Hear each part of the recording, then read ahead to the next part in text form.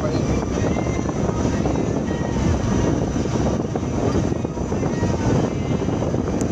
Sabi nga nung dati kasama ko sa Malaysia, sa Indonesia, ang isang dalit pa nila, gusto mo maging pulis, gusto mo magbayad ka, may $20,000. Hindi ka bayad mo sa gobyerno nila para maging pulis ka. Hindi ka tulad sa atin na mag-exam, mag-aaral ka.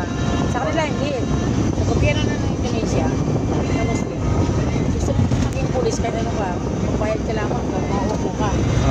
Ako yung naging boss ko na, naging boss ko sa Malaysia. Sirasang dati yung minister. Alam mo, isa sa mahirap. Ay dati yung asawa niya, nagbayad siya. Parang ang katungkulan niya doon sa kadato kaya sa Keno, para sa atin na secretary niya. Nag-speaker sa yan, ganun siya. Kaya nung time na nandun ako, yan, lahat ng open house yung tinatawag niya pag yung pasko sa kanila. Yes, kasi makita ko yun, yung malapitan eh. Oo, nakita ko yun doon. Yung kasama yung bata.